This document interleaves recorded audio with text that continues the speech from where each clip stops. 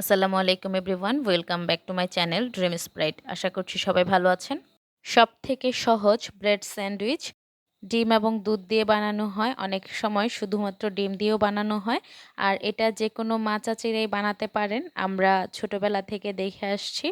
ঘরোয়াভাবে স্যান্ডউইচ বানানো হলে একসময় শুধু এই ডিম দিয়ে স্যান্ডউইচটাই বানানো হতো। এই স্যান্ডউইচটা বানানোর জন্য আমি 2টা ডিম নিয়েছি এবং তার সাথে 1.5 টেবিল চামচ চিনি নিয়েছি।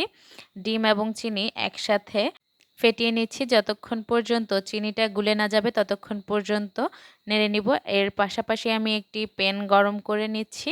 ডিমের সাথে আমি হাফ কাপ দুধও দিয়েছি, আপনারা চাইলে স্কিপ করতে পারেন। আমি দুধ দিয়েছি যাতে করে ডিমের মিশ্রণটা একটু পাতলা হয় এবং অনেকগুলো ব্রেড ভাজা যায়।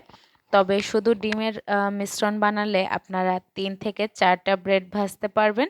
আর আমি যেভাবে দুধ মিশিয়েছি, লিকুইড দুধ ব্যবহার করলে কয়েকটা বেশি ভাজা যাবে, যেমন 5 থেকে 6টা ভাজা যাবে। আপনারা চাইলে এই স্যান্ডউইচটা ভাজার জন্য অলিভ অয়েল অথবা বাটার ব্যবহার করতে পারেন, তবে আমি সয়াবিন তেল ব্যবহার করেছি, যেটা রেগুলার রান্নার তেল। আপনাদের পছন্দ মতো তেল ব্যবহার করতে পারেন, আর মিষ্টির পরিমাণও বাড়িয়ে কমিয়ে ব্যবহার করতে পারেন। তবে ব্রেডটা যেহেতু একটু মিষ্টি থাকে, তার জন্য আমি মিষ্টির পরিমাণটা কমিয়ে দিয়েছি। আর আমি ছোট সাইজের ব্রেড নিয়েছি, আপনারা চাইলে বড় ব্রেড নিয়ে ত্রিভুজাকারে কেটে নিতে পারেন। এই ব্রেড স্যান্ডউইচ ভাজার সময় খুব সাবধান থাকতে হবে, যা আপনারা চুলার হিটটা মিডিয়াম রেখে ভাজবেন এবং চুলার পাশ থেকে চলে যাবেন না। এতে করে কিন্তু অতিরিক্ত সময় ভাজার ফলে ব্রেডটা পুড়ে যেতে পারে, আর পুড়ে গেলে একটা তেতো তেতো ভাব লাগবে, এতে করে ব্রেডটাও নষ্ট হয়ে যাবে। ঝটপট নাস্তা বানানোর জন্য এই ব্রেড স্যান্ডউইচটা খুবই ভালো হয় এবং বাচ্চা থেকে বয়স্ক সবাই পছন্দ করে থাকেন। আর এই ব্রেড স্যান্ডউইচ বানাতে পারেন না এমন মানুষ একটিও খুঁজে পাওয়া যাবে না। যে কোনো সময় যে কোনো মানুষ বানিয়ে নিতে পারে।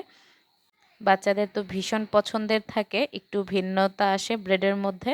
আর একঘেয়ে ব্রেড খাওয়ার থেকে একটু চেঞ্জেস নিয়ে আসা যায় নিজেরা ইচ্ছে করলেই। আপনারা চাইলে চিনি এবং দুধ স্কিপ করে এখানে ঝাল কিছু ইউজ করতে পারেন, যেমন কাঁচামরিচ, পেঁয়াজ কুচি, সাথে ধনিয়া পাতা কুচি দিলে একটু ঝাল ঝাল ফ্লেভার আসবে।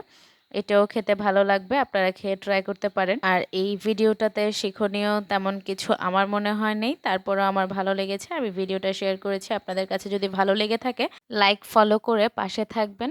সেম নামে আমার ইউটিউব চ্যানেল আছে, সাবস্ক্রাইব করে পাশে থাকবেন। ফ্রেন্ডস অ্যান্ড ফ্যামিলির সাথে ভিডিওগুলো শেয়ার করে দেখার সুযোগ করে দিবেন। অতিরিক্ত বৃষ্টিতে আপনারা সাবধানতা অবলম্বন করবেন এবং সচেতন থাকবেন। আমার ভিডিওটি দেখার জন্য ধন্যবাদ সবাইকে।